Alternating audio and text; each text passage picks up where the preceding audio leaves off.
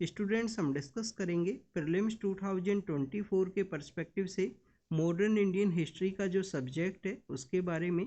इस सब्जेक्ट को हमें किस तरीके से अप्रोच करना है, कौन कौन से ऐसे एरियाज है जहां से यूपीएससी के द्वारा जो क्वेश्चंस हैं उनको पूछा जाता है। तो आप देखिए कि स्टूडेंट जब भी आप मॉडर्न इंडियन हिस्ट्री का ये जो एनालिसिस है, ट्रेंड्स का जो एनालिसिस है, उसको जब आप देख रहे हो तो उस समय में आपके पास में जो प्रीवियस ईयर के क्वेश्चन पेपर्स हैं वो ज़रूर से होना चाहिए। क्या तो आपको मेमोराइज होना चाहिए कि यूपीएससी के द्वारा कौन कौन से क्वेश्चन है वो पूछे गए हैं लास्ट 3-4 ईयर्स के अंदर में। हम यहाँ पे जो प्रीवियस ईयर क्वेश्चन पेपर्स हैं 3 ईयर्स के क्वेश्चन पेपर्स को एनालिसिस करेंगे और आप देखिए कि लेटर फॉर्म के अंदर में जब सभी सब्जेक्ट्स का जो एनालिसिस कंप्लीट होगा उसके बाद में हर एक क्वेश्चन को हम आपके लिए डिस्कस करने वाले हैं। क्वेश्चन का जो सोर्स है, क्वेश्चन को आपको किस तरीके से अप्रोच करना है, उन सभी के पर्सपेक्टिव से हम आपके लिए यहाँ पे जो डिस्कशन है वो ज़रूर से करेंगे। तो जब भी आप इस डिस्कशन को देख रहे हो आपके पास में प्रीवियस ईयर क्वेश्चन पेपर्स हैं वो ज़रूर से होने चाहिए। स्टूडेंट्स मिनिमम 10 ईयर के क्वेश्चन पेपर्स हैं जिसको आपको एनालिसिस करना है। इसके अलावा हम यहाँ पे 3 ईयर्स का जो ट्रेंड्स है उसको एनालाइज कर रहे हैं इस लेक्चर के अंदर में। और आप देखिए कि अगर आपके पास में क्वेश्चन पेपर्स नहीं हैं तो आप यूपीएससी का जो साइट है उससे इन क्वेश्चन पेपर्स को यहाँ पे डाउनलोड कर सकते हो। प्रीवियस ईयर क्वेश्चन पेपर्स का जो सेक्शन है उसके वहाँ से ही। इसके अलावा देखिए कि A4 शीट भी अपने पास में ज़रूर से रखिए। कोई भी इंफॉर्मेशन आपको इस लेक्चर के अंदर में मिलती है उसको नोट डाउन ज़रूर से करना है। स्टूडेंट्स अगर हम मॉडर्न इंडियन हिस्ट्री का जो ट्रेंड है उसके बारे में यहाँ पे एनालिसिस करें तो आप देखिए कि आपको जो एवरेज नंबर ऑफ क्वेश्चंस हैं उनके बारे में आपको यहाँ पे इंफॉर्मेशन होनी चाहिए कि सब्जेक्ट से कितने जो एवरेज क्वेश्चंस है वो पूछे जाते हैं यूपीएससी के द्वारा हर एक साल प्रीलिम्स का जो पेपर है उसके अंदर में। तो आप देखिए कि जो 2023 का जो पेपर है उसके बारे में जब हम डिस्कस करते हैं तो वहाँ पे आपको जो 4 क्वेश्चंस हैं वो देखने के लिए मिलते हैं जो यूपीएससी के द्वारा मॉडर्न इंडियन हिस्ट्री का जो सेक्शन है, हमारा जो फ्रीडम स्ट्रगल का जो सेक्शन है उससे पूछे गए हैं।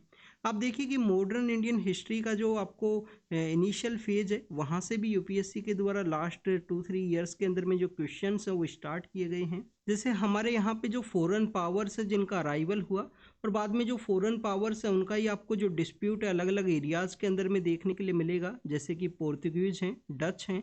डच के अलावा आप देखिए कि यहाँ पे जो फ्रेंच ईस्ट इंडिया कंपनी है वो भी आपको देखने के लिए मिलती है।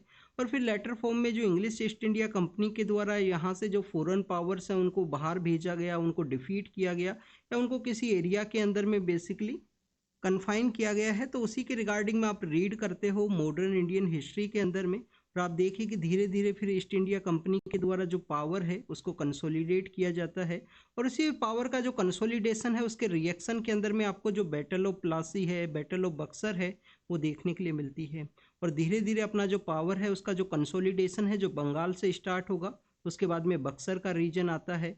उसके बाद में आप देखिए कि कभी मैसूर का नंबर आएगा, कभी मराठाज का नंबर आपको देखने के लिए मिलता है और कभी कभी आपको देखने के लिए मिलेगा कि जो सिख स्टेट हुआ करता था महाराजा रणजीत सिंह का लीडरशिप के अंदर में भी, उसको भी यहाँ पे जो कैप्चर है वो किया जाएगा ब्रिटिश ईस्ट इंडिया कंपनी के द्वारा। तो उन सभी के बारे में आपको यहाँ पे इस तरीके से जानकारी होनी चाहिए फॉरेन पावर्स का पर्सपेक्टिव से। तो आप देखिए कि वहाँ से भी यूपीएससी के द्वारा जो क्वेश्चन है लास्ट 3 ईयर्स के अंदर में पूछे गए हैं। जैसे अगर हम बात करें 2024 के पेपर के बारे में तो आप देखिए कि दीव का जो क्वेश्चन पूछा गया था कि दीव को जब यहाँ पे कैप्चर किया गया पोर्तुगीज के द्वारा तो उस समय में जो गुजरात के जो बेसिकली जो रूलर हैं वो कौन हुआ करते थे, उनके पर्सपेक्टिव से एक क्वेश्चन है। काफ़ी सारे इंस्टीट्यूशंस के द्वारा इस क्वेश्चन को जो हमारा मेडिवल हिस्ट्री है उसके पार्ट के अंदर में रखा जा सकता है। आप देखिए कि अगर आप एनालिसिस करोगे 2022 के पेपर के बारे में, 2022 का जो पेपर है उसके बारे में, तो वहाँ पे भी एक क्वेश्चन है ऐसा ही फॉरेन पावर्स के पर्सपेक्टिव से आपको देखने के लिए मिलता है जिसके अंदर में जो डच ईस्ट इंडिया कंपनी है उसका जो फैक्ट्री का जो एरिया है उससे रिलेटेड क्वेश्चन पूछा गया कि डच का जो ईस्ट इंडिया कंपनी है उसका फैक्ट्री है वो कहाँ पे इस्टेब्लिश था। अगर उनका फैक्ट्री उस एरिया के अंदर में इस्टेब्लिश है तो वो लैंड किनके द्वारा ग्रांट किया गया था, क्या वो लैंड है यहाँ पे उस समय कोई रूलर्स हुआ करते थे उनका नाम इस तरीके से आपको मेंशन कर दिया गया और उससे क्वेश्चन है वो पूछ लिया गया है। आप देखिए कि 2021 के समय भी ऐसा ही एक सिमिलर क्वेश्चन है जो फॉरेन पावर्स हैं उनके पर्सपेक्टिव से पूछा गया था। उसके अंदर बेसिकली यहाँ पे जो ईस्ट इंडिया कंपनी है उसकी फैक्ट्रीज के ही पर्सपेक्टिव से था। जो ब्रिटिश ईस्ट इंडिया कंपनी है उसकी फैक्ट्रीज के पर्सपेक्टिव से क्वेश्चन है जो 2021 के समय पूछा गया। तो स्टूडेंट्स ये आपको पता होना चाहिए कि फॉरेन पावर्स का जो बेसिकली स्पेक्ट्रम के अंदर भी आपको इनिशियल चैप्टर्स के अंदर देखने के लिए मिलता है, तो उनके बारे में आपको अच्छे से जो जानकारी है उसको रीड करना है। उनके जो यहाँ पे जो उनके जो रूलर्स रहे हैं, उनके जो हाईएस्ट ऑफिसर्स जो रहे हैं, उनके बारे में। तो आप देखिए कि यहाँ पे हमने देखा कि जो फॉरेन पावर्स का जो पार्ट है उसको आपको अच्छे से यहाँ पे रीड करना है, अलग अलग जो ईस्ट इंडिया कंपनीज इंडिया के अंदर में आए थे उनके बारे में।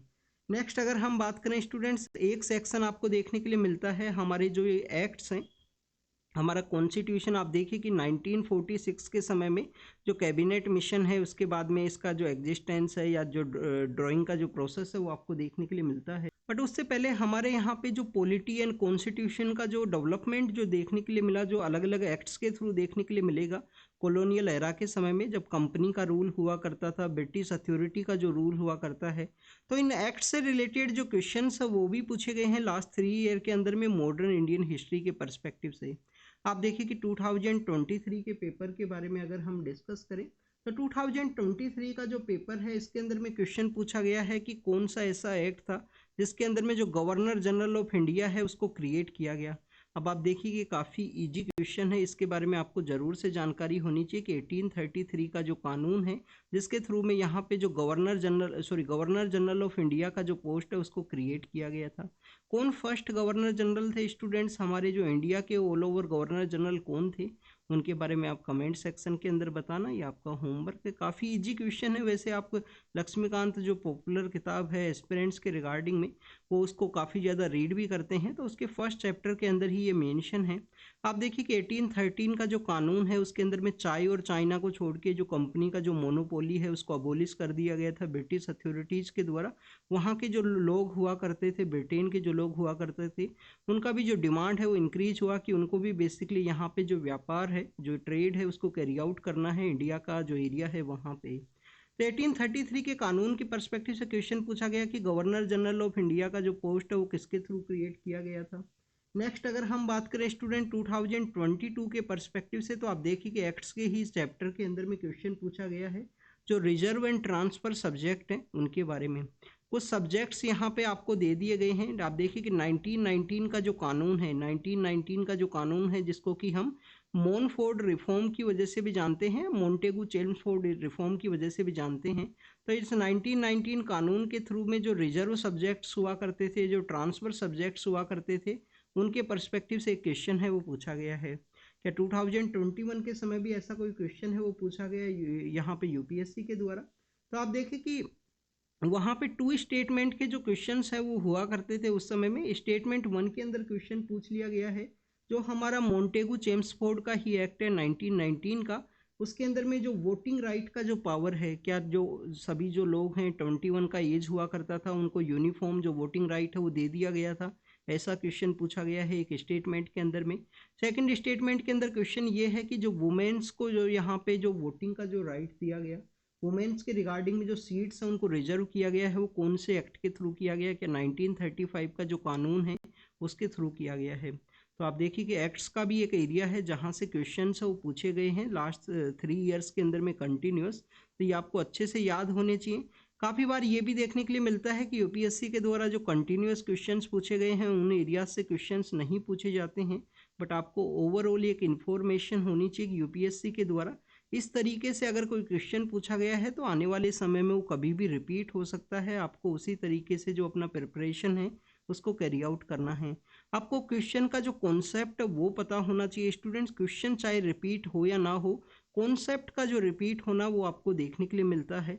आपको ईस्ट इंडिया कंपनी का जो फॉरेन पावर्स का जो उनकी जो फैक्ट्रीज कहाँ पे इस्टेब्लिश हुए, कौन कौन से एरिया के अंदर उनका डोमिनेशन हुआ करता था, तो ये एक अनटच एरिया है जो यूपीएससी एस्पिरेंट्स के द्वारा टच नहीं किया जाता है। उनके द्वारा 1857 का जो रिवोल्ट है उससे वो अपना जो मॉडर्न इंडियन हिस्ट्री को स्टार्ट करते हैं, बट आपको 1707 में जब मुगल एम्पायर का डिक्लाइन होता है औरंगजेब की डेथ के बाद में, तो लेटर मुगल्स हैं उनके बारे में भी आपको इन्फॉर्मेशन होनी चाहिए, कैसे यहाँ पे जो ब्रिटिश अथॉरिटीज़ के द्वारा अपना जो पावर है उसको कंसोलिडेट किया गया, फॉरेन पावर्स को यहाँ से निकाला गया है, जो बाहर की जो फॉरेन पावर्स हैं उनको, और अपने जो कंप्लीट इंडिया का जो एक कॉलोनी हुआ करता था उसके ऊपर जो पावर है उसको कैप्चर किया गया, उसके बारे में अच्छे से जानकारी यहाँ पे होनी चाहिए। नेक्स्ट अगर हम बात करें स्टूडेंट्स ईयरली बेसिस पे हम यहाँ पे डिस्कस करते हैं, तो आप देखिए कि ईयरली बेसिस पे जब हम डिस्कस करें तो 2023 के बारे में आप देखिए कि 4 क्वेश्चन वो पूछे गए हैं। मैं यहाँ से इंक है उसको चेंज करता हूँ स्टूडेंट्स। आप देखिए कि जो 4 क्वेश्चन हैं वो पूछे गए हैं यूपीएससी के द्वारा 2024 के समय में। अब 4 क्वेश्चन कौन कौन से पूछे गए, एक तो फॉरेन पावर का हमने डिस्कस किया, एक एक्ट्स के बारे में डिस्कस किया। तो आप देखिए कि फॉरेन पावर का क्वेश्चन कौन सा पूछा गया है, दीव के रिगार्डिंग में, कि दीव का जो ट्रांसफर हुआ उस समय गुजरात के जो रूलर हैं वो कौन हुआ करते थे। नेक्स्ट क्वेश्चन यहाँ पे कौन सा पूछा गया है एक्ट्स के रिगार्डिंग में, कि जो गवर्नर जनरल ऑफ इंडिया का जो पोस्ट जो क्रिएट किया गया है वो कौन से एक्ट के थ्रू में क्रिएट किया गया। तो 1833 का जो कानून है वो आपको देखने के लिए मिलता है। थर्ड क्वेश्चन के बारे में अगर हम बात करें स्टूडेंट्स, कुछ हमारे जो पुराने समय में आर्कोलॉजिस्ट हुआ करते थे ब्रिटिश अथॉरिटी के दौरान में, तो आप देखिए कि उन आर्कोलॉजिस्ट का जो नेम है वो वहाँ पे दिया गया था। अब इसमें से एक आर्कोलॉजिस्ट है उनका नेम है जो द हिंदू के अंदर में था। तो one of the tough question है। आप देखिए कि अगर आपका किसी बच्चों का ये क्वेश्चन सही हुआ है तो सही क्वेश्चन इस वजह से हुएगा स्टूडेंट्स, क्या तो उनके द्वारा गैस मार्किंग है वो किया गया होगा कि उनके बाई लक के बेसिस पे ये क्वेश्चन है वो करेक्ट हुआ है। कुछ पर्सन्स के नेम हैं, एक पर्सन का जो नेम है वो एनसीईआरटी के अंदर भी मेंशन है। तो आर्कोलॉजिस्ट हैं कुछ, उनके बारे में यहाँ पे मेंशन है। तो आपको यहाँ पे क्या इन्फॉर्मेशन मिलती है कि कोई भी नेम्स अगर मेंशन किया गया है, कोई भी नेम है अगर उनको मेंशन किया गया है, हमारा जब भी हम मॉडर्न इंडियन हिस्ट्री को रीड करते हैं तो उनके बारे में आपको जानकारी होनी चाहिए। जैसे आप देखिए कि हम हमारे जो मूवमेंट्स हैं उनके बारे में रीड करते हैं, मूवमेंट्स के बारे में रीड करते हैं। जैसे कि कोई भी पार्टी है, गदर पार्टी के बारे में हम रीड करते हैं। तो आप देखिए कि 2022 का जो पेपर था, 2022 का जो पेपर था उसके अंदर में गदर पार्टी के 3 पर्सन्स हैं, 3 पर्सन्स का जो नेम है वो दे दिया गया और क्वेश्चन पूछ लिया गया कि इनमें से कौन है जो गदर पार्टी से रिलेटेड है। ऐसा ही पर्सनैलिटी बेस एक क्वेश्चन है, जो पर्सनैलिटी बेस का जो कंपैरिजन है वो तो आपको मेंस के अंदर देखने के लिए मिलता है। वैसे उनके जो थॉट प्रोसेस है उनके रिगार्डिंग में जो कंपैरिजन है कि एजुकेशन के ऊपर में उनका क्या विचार हुआ करता था, नेशनलिज्म के ऊपर उनके क्या थॉट्स हुआ करते थे उनके बारे में। बट आप देखिए कि यहाँ पे जो पर्सनैलिटीज हैं, जो नेम्स हैं, उनके रिगार्डिंग में एक क्वेश्चन आपको 2021 के समय भी देखने के लिए मिलता है, जब हमारे यहाँ पे जो आज़ाद हिंद फौज के जो बेसिकली आर्मी के जो पर्सन हुआ करते थे, प्रेम कुमार सहगल हैं, गुरबख्श सिंह ढिल्लोन हैं, शाहनवाज खान हैं, जिनके कि बेसिकली रेड फोर्ट के एरिया के अंदर में जो ट्रायल्स है उनको कंडक्ट कराया गया था। और आप देखिए कि हमारे काफ़ी सीनियर जो फ्रीडम फाइटर्स हैं उनके द्वारा उनको डिफेंड किया गया था कोर्ट के अंदर में। उनके नेम्स भी आपको पता होने चाहिए, काफ़ी बार उनके नेम्स है वो भी पूछ लिए जाते हैं। तो उन 3 पर्सन्स का जो नेम है वो मेंशन कर दिया गया था 2021 के पेपर के अंदर में। क्वेश्चन पूछ लिया गया था कि ये जो पर्सन है वो आपको फ्रीडम मूवमेंट के समय देखने के लिए मिलते हैं, ये कौन है, क्या ये आर्कोलॉजिस्ट है, क्या उस समय की ये कोई यहाँ पे जो हेल्थ सेक्टर से रिलेटेड पर्सन है। ये आप देखिए कि यहाँ पे जो आज़ाद हिंद फौज है उसके ये वेटरन पर्सन्स हैं जिनके कि ट्रायल्स रेड फोर्ट के अंदर में आपको देखने के लिए मिले। तो पर्सनैलिटी बेस्ड क्वेश्चन जब भी आप रीड करो आपको पर्सनैलिटीज़ के बारे में भी रीड करना है, आपको पता होना चाहिए कि वो पर्सनैलिटीज़ कहाँ पे मेंशन है। नेक्स्ट अगर हम बात करें स्टूडेंट्स फोर्थ क्वेश्चन के बारे में, तो फोर्थ क्वेश्चन स्टूडेंट्स 2 स्टेटमेंट है। 2 स्टेटमेंट में एक स्टेटमेंट तो बेसिकली करंट अफेयर का है। 7 अगस्त का जो डे है, 7 अगस्त का जो डे है उसको नेशनल हैंडलूम डे के रूप से सेलिब्रेट किया जाता है। आप देखिए कि 2016 का जो 2016 का जो ईयर है उस समय में 7 अगस्त का जो डे है उसको नेशनल हैंडलूम डे के रूप से हमारी गवर्नमेंट के द्वारा स्टार्ट किया गया था, जिससे कि यहाँ पे जो बेसिकली हमारे ट्रेडिशनल हैंडलूम का जो प्रोडक्ट्स हैं उनको यहाँ पे प्रमोट किया जा सके। सेकंड स्टेटमेंट में क्वेश्चन ये पूछ लिया गया कि हमारा जो स्वदेशी जो मूवमेंट है, जो बंगाल एंटी बंगाल जो पार्टीशन मूवमेंट देखने के लिए मिलता है, वो क्या इसी दिन स्टार्ट हुआ था 7 अगस्त के दिन में। तो बेसिकली ये रीडिंग अगर आपने अच्छे से किया है तो आपको पता होगा कि जो कैलकाटा टाउन हॉल के अंदर में जो मीटिंग ऑर्गेनाइज होती है वो 7 अगस्त के दिन ही आपको देखने के लिए मिलता है, से जो स्वदेशी मूवमेंट है। तो ये बोथ स्टेटमेंट करेक्ट है और सेकंड स्टेटमेंट इस फर्स्ट स्टेटमेंट को बेसिकली एक्सप्लेन भी करता है। तो स्टूडेंट्स इस तरीके से जो क्वेश्चन है 4 क्वेश्चन को 2023 के समय पूछा गया था यूपीएससी के एग्जाम के अंदर में। ये जो दीव वाला जो क्वेश्चन है काफ़ी सारे इंस्टीट्यूशंस के द्वारा इसको मेडिवल के पार्ट के अंदर भी ऐड कर दिया जाता है, मेडिवल हिस्ट्री के पार्ट के रूप से, ये भी आपको पता होना चाहिए। 2022 के पर्सपेक्टिव से अगर हम डिस्कस करें तो यहाँ पे भी 4 क्वेश्चंस उन्हीं को पूछा गया है। 4 क्वेश्चंस यहाँ पे मॉडर्न इंडियन हिस्ट्री से रिलेटेड रहे हैं। आप देखिए कि 4 क्वेश्चंस कौन से पूछे गए। हमने यहाँ पे जो फॉरेन पावर्स हैं उनके पर्सपेक्टिव से रीड किया, तो उसमें डच का जो ईस्ट इंडिया कंपनी है, तो डच का जो ईस्ट इंडिया कंपनी हुआ करता था उससे रिलेटेड एक क्वेश्चन पूछा गया है फॉरेन पावर्स के पर्सपेक्टिव से, कि कौन से एरिया के अंदर में उनका जो फैक्ट्री है वो सिचुएटेड है, किन के द्वारा वो ज़मीन है वो दिया गया था।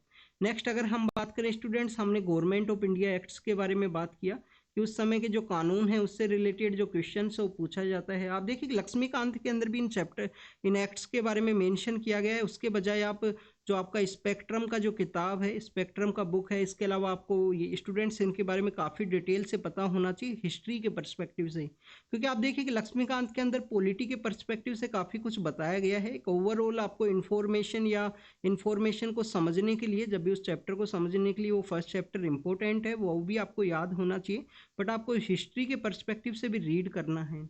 जैसे कि रिजर्व एंड ट्रांसफर जो सब्जेक्ट का जो क्वेश्चन यहाँ से पूछा गया है कि रिजर्व लिस्ट के अंदर में और ट्रांसफर लिस्ट के अंदर में कौन कौन से सब्जेक्ट्स हैं जो मेंशन किए गए थे 1919 का जो कानून है, जिसको कि हम मोनफोर्ड रिफॉर्म के रूप से भी जानते हैं। तो ऐसे 4 सब्जेक्ट्स को मेंशन कर दिया गया, ये क्वेश्चन पूछा गया।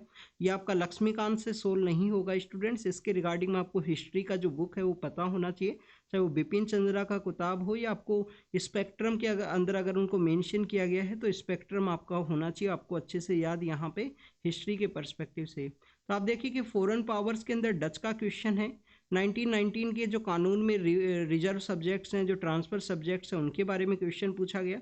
अब आपको ये 1919 के कानून के बारे में एक और इन्फॉर्मेशन होनी चाहिए। आप देखिए कि आपसे क्वेश्चन पूछा जा सकता है कि क्या हमारा जो प्रियम्बल है we the people of India, उस प्रियम्बल से पहले भी क्या यहाँ पे कॉलोनियल एरा के समय में कोई प्रियम्बल यूज किया गया था ब्रिटिश अथॉरिटीज़ के द्वारा। तो आप देखिए कि जो 1919 का जो कानून है इसके अंदर में आपको जो प्रियम्बल है वो देखने के लिए मिलता है। इसके अंदर जो प्रियम्बल है उसको यूज किया गया था ब्रिटिश अथॉरिटीज़ के द्वारा। तो प्रियम्बल का मेंशन है इस कानून के अंदर में, ये one of the important characteristic feature है जो शायद लक्ष्मीकांत के अंदर नहीं मेंशन है। आप इसके बारे में गूगल करोगे या कहीं ना कहीं टेस्ट सीरीज के अंदर में आपको ये जरूर से देखने के लिए मिलेगा। थर्ड क्वेश्चन के बारे में अगर हम बात करें स्टूडेंट्स, क्रिप्स मिशन के रिलेटेड एक क्वेश्चन है वो पूछा गया है कि इसमें से क्रिप्स मिशंस के कुछ बेसिकली प्रपोजल्स के बारे में बता दिया गया है, इसमें से कौन सा जो प्रपोजल है वो क्रिप्स मिशन के द्वारा मेंशन किया गया था, तो उसके पर्सपेक्टिव से क्वेश्चन है। बिपिन चंद्रा के अंदर में काफ़ी डिटेल से मेंशन किया गया है। अगर आपने बिपिन चंद्रा का जो किताब है, एक तो ओल्ड एनसीईआरटी का बुक है जो रेड बुक के थ्रू आपको देखने के लिए मिलता है, और एक आप देखिए कि जो हमारा फ्रीडम स्ट्रगल का किताब है बिपिन चंद्रा का, तो वो आपको याद होना चाहिए। स्पेक्ट्रम भी अच्छी बुक है, अगर आपने स्पेक्ट्रम रीड की है तो आप उसको रीड कीजिए, बट आप देखिए कि क्वेश्चन हैं वो यूपीएससी के द्वारा स्पेक्ट्रम से काफ़ी कम क्वेश्चन हैं वो पूछे जाते हैं प्रेजेंट समय में। नेक्स्ट अगर हम बात करें फोर्थ क्वेश्चन के बारे में, क्रिप्स मिशन के अलावा यहाँ पे स्टूडेंट्स पूछ लिया गया गदर पार्टी के बारे में। आप देखिए कि हमने पर्सनैलिटीज़ का क्वेश्चन है उसके बारे में डिस्कस किया था। तो एक गदर यहाँ पे पर्सनैलिटीज़ में जो कॉलोनियल एरा के जो बेसिकली कुछ आर्कोलॉजिस्ट हुआ करते थे उनसे रिलेटेड क्वेश्चन है। तो यहाँ पे जो गदर पार्टी है, अब आप देखिए कि गदर पार्टी वैसे तो मॉडर्न इंडियन हिस्ट्री का टॉपिक है, बट इसके कुछ ईयर्स कंप्लीट होने के समय में ये जो टॉपिक है वो करंट अफेयर के अंदर भी था। उस समय में गदर पार्टी है वो करंट अफेयर के अंदर भी मेंशन था स्टूडेंट्स। और आप देखिए कि अभी रिसेंटली इंडिया और कनाडा का जो कन्फ्लिक्ट है वो आपको देखने के लिए मिला है, जिसके अंदर में जो ब्रिटिश कोलंबिया का जो एरिया है ये बेसिकली वही एरिया है जहाँ पे काफ़ी सारा जो मॉडर्न इंडियन हिस्ट्री के अंदर जो डेवलपमेंट है वो आपको देखने के लिए मिला था गदर पार्टी के दौरान में। आप देखें कि वहाँ पे यूनाइटेड इंडिया हाउस है जिसको इस्टेब्लिश किया गया था। हमारे जो फ्रीडम फाइटर्स हैं उनके नेम आपको पता होना चाहिए। सीटल नाम की एक जगह है, जब आप कनाडा और यूएस का जो मैप है उसको आप देखोगे स्टूडेंट, तो यहाँ पे आपको जो सीटल है वो देखने के लिए मिलता है। और आप देखिए कि यहाँ पे जो कनाडा है वो सिचुएटेड है। तो सीटल का जो एरिया है ये काफ़ी ज़्यादा पास है इस ब्रिटिश कोलंबिया के एरिया से। और आप देखिए कि इंडिया और कनाडा के रिलेशंस के दौरान में ये जो प्लेसेज हैं रिसेंटली न्यूज़ के अंदर में थे, यहाँ पे इंडियन ओरिजिन के जो पर्सनस है, स्पेशली जो पंजाबी ओरिजिन के जो पर्सनस हैं उनका पॉपुलेशन काफ़ी ज़्यादा है। और आपको हमारे फ्रीडम मूवमेंट के दौरान भी इस एरिया के अंदर में जो डेवलपमेंट है काफ़ी सारा, यूनाइटेड इंडिया हाउस है, गदर पार्टी है, सैन फ्रांसिस्को के अंदर में आप देखिए कि सीटल के अंदर में इनका जो डेवलपमेंट है वो आपको देखने के लिए मिलेगा। तो प्रेजेंटली भी ये जो टॉपिक्स हैं, ये जो एरियाज हैं वो न्यूज़ के अंदर में हैं। तो ऐसे 4 क्वेश्चंस यहाँ पे 2022 के अंदर पूछे गए। 23 के जो 4 क्वेश्चंस है, दीवू है गवर्नर जनरल ऑफ इंडिया का जो एक्ट के बारे में एक टफ क्वेश्चन था। बेसिकली कुछ आर्कोलॉजिस्ट के जो नेम है वो दिए गए थे, जिसके अंदर एक अलेक्जेंडर रे हैं, उनका नाम वहाँ पे दिया गया था। एनसीईआरटी के अंदर में एक पर्सन का नेम मेंशन है। और आप देखिए कि हैंडलूम डे के पर्सपेक्टिव से, जो हैंडलूम डे है उसके पर्सपेक्टिव से एक क्वेश्चन पूछा गया था 7 अगस्त का, और स्वदेशी मूवमेंट के रिगार्डिंग में। अब आपको एक जो स्वदेशी वर्ड है, स्वराज का जो वर्ड है, उसके बारे में भी आपको पता होना चाहिए। आप देखिए कि जो स्वराज का जो वर्ड है वो कौन से सेशन के अंदर में, कांग्रेस के अंदर में बेसिकली उसको अडॉप्ट किया गया था। 1906 का सेशन आपको देखने के लिए मिलता है, जिसका लीडरशिप किनके द्वारा किया गया, प्रेसिडेंट्स किनके द्वारा किया गया स्टूडेंट्स, दादा भाई नारोजी के द्वारा। 1905 का जो सेशन है वो किनके द्वारा हेड किया गया था, गोपाल कृष्ण गोखले। और स्वराज वर्ड का जो ओरिजिन है वो हम बेसिकली जब भी हमारे यहाँ पे महर्षि दयानंद सरस्वती के बारे में रीड करते हैं तो उस समय भी आपको देखने के लिए मिलता है कि उनके द्वारा जो स्वराज वर्ड है उसको प्रमोट किया गया था। ओरिजिन उनके थ्रू देखने के लिए मिलता है स्वराज वर्ड के बारे में। अब हम यहाँ पे डिस्कस करेंगे 2021 के पर्सपेक्टिव से। तो आप देखिए कि यहाँ पे जो 7 क्वेश्चंस हैं वो आपको देखने के लिए मिलते हैं।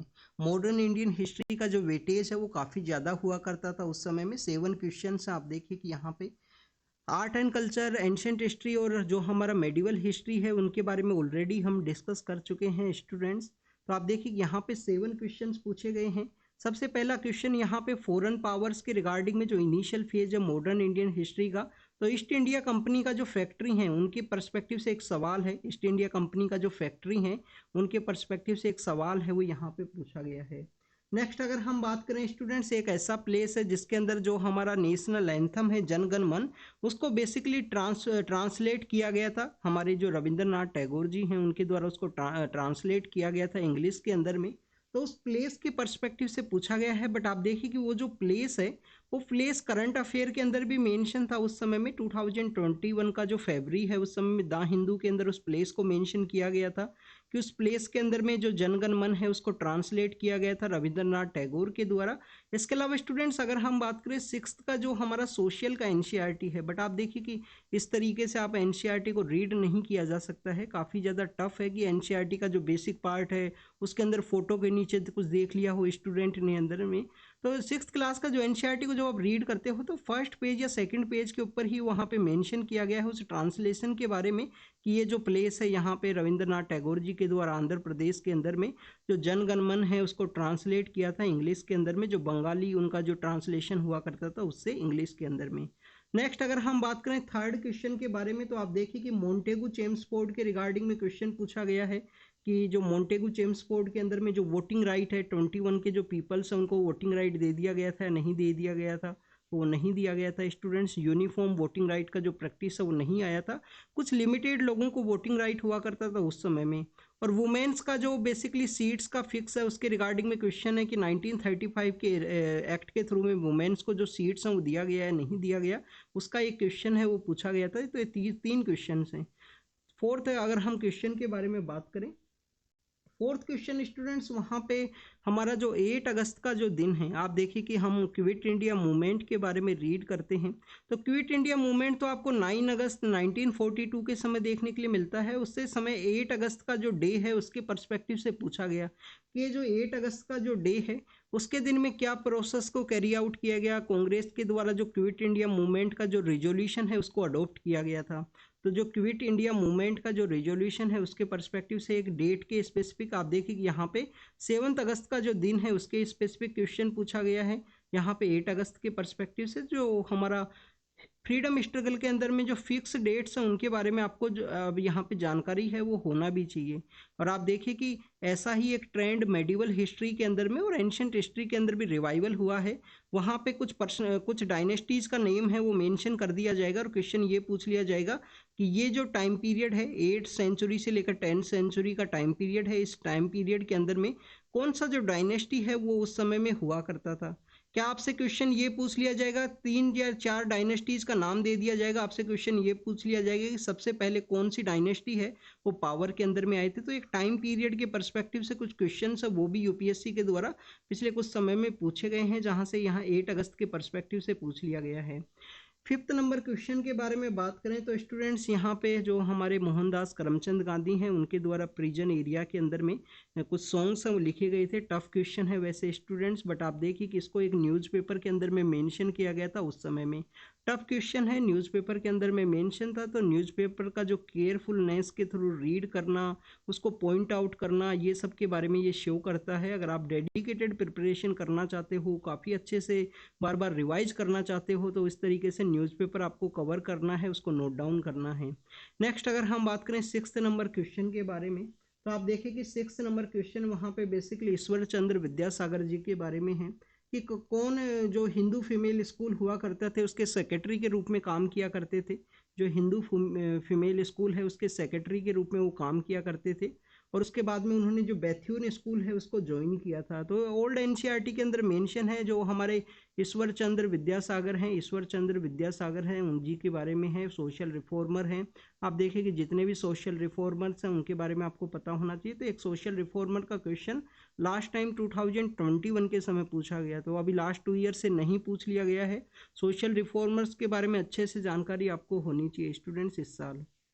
नेक्स्ट अगर हम बात करें पर्सनैलिटी बेस्ड क्वेश्चन, जिनके बारे में गदर पार्टी के पर्सपेक्टिव से भी हमने रीड किया था कि 4 पर्सनैलिटीज हैं उनको वहाँ पे मेंशन कर दिया गया था, 4 पर्सन्स के बारे में। क्वेश्चन ये पूछ लिया गया था गदर पार्टी से कौन रिलेटेड है।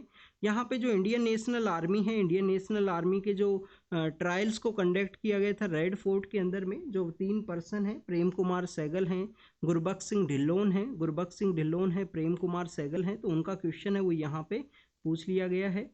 तो ये बेसिकली आप देखिए कि आपको उन जो एडवोकेट्स हैं उनके बारे में भी पता होना चाहिए जिनके द्वारा इनको डिफेंड किया गया। तो आपको ये मॉडर्न इंडियन हिस्ट्री है उसके रिगार्डिंग में हमने रीड किया, ये मॉडर्न इंडियन हिस्ट्री का डेवलपमेंट है जिसके बारे में आपको जानकारी होनी चाहिए।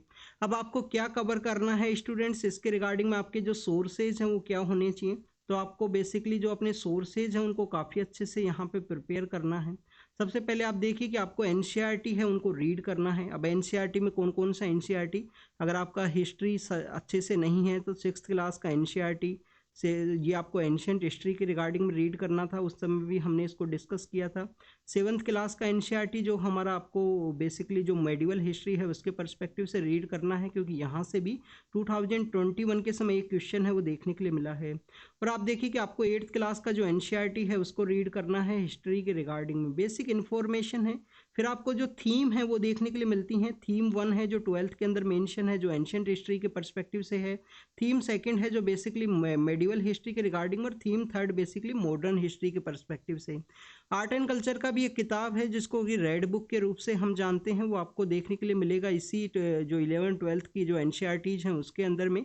2 बुक्स हैं बेसिकली आर्ट एंड कल्चर के रिगार्डिंग, बट एक बुक है जो पॉपुलरली रीड की जाती है स्टूडेंट्स के द्वारा।